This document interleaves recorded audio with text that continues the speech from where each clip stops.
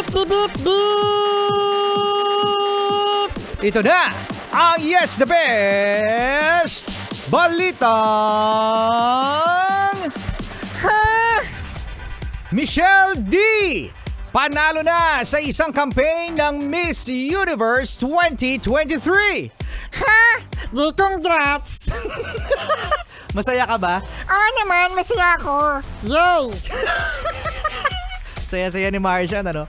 Makakatanggap na ng pondo mula sa Miss Universe ang online campaign ni Michelle D tungkol sa autism awareness. Ito ang Voice for Change ng Miss Universe na ginawa ng beauty pageant organization kung saan ang mga fans ay pwedeng iboto. Ang para sa kanila ay deserve na manalo sa online campaign na ito. Nakakuha si Michelle ng 264,051 votes. Oy, ang dami! Dami, no? Ang second naman na pwesto ay nakuha ni Miss Nicaragua, no? Si Shanice Palacios with 161,069 votes. So, halos 100,000 ang lamang ni Michelle D ng Miss Philippines.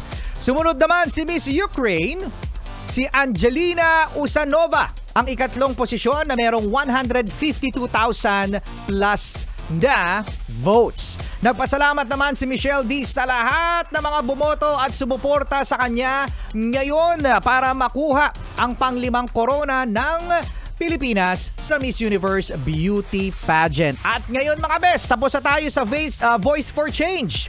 Ngayon naman target na manalo din si Michelle D sa isa pang fan vote kung saan kung siya ang mananalo, automatic pasok na siya sa top 20 o sa semifinals. Sa ngayon ay naghahanda na ang ating kandidata para sa finals sa linggo ng umaga, oras natin dito sa Pilipinas.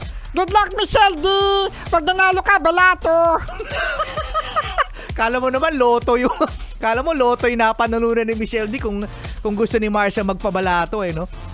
At para sa iba pang mga balitang bisitahin lang ang fresh na yesthebest.com.ph. At iyan ang ating Yes the Best Balitang Uy, again mga best, maraming salamat in behalf of Michelle D, kasi nakikita natin ang campaign ng mga Pinoy para manalo itong kandidata natin na si Michelle D, kasi tandaan natin na ang pagkapanalo ni Michelle D ay panalo rin ng Pilipinas. Bukas mga best, ang preliminary competition, umaga yan. Sa susunod naman na araw, Friday, ay magkakaroon naman umaga din dito sa Pilipinas, costume competition, national costume competition, at again nga, sa Sabado, ang finals.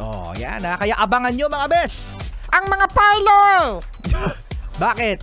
Kasi titingnan natin kung manalo si Michelle D sa Sabado, libre yan. Paano kapag natalo si Michelle D? Huwag kayong magpagupit! Galit ang mga parlorista!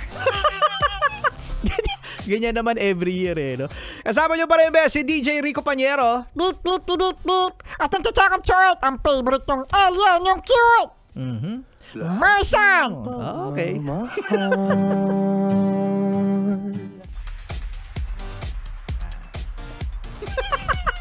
Nakapanood ko na rin Mama JB nag-live,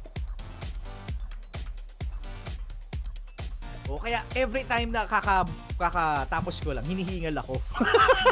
Kasi imagine mo yung sasaluhin ko yung sinabi ko, diba? Tapos iba yung thought niya, iba yung, kahit ako bisa na-amaze din ako. Sabi ko, kapag pinapakinggan ko, sabi ko, naisip ko yun na sasabihin ni Marcia. Nakakatakot din.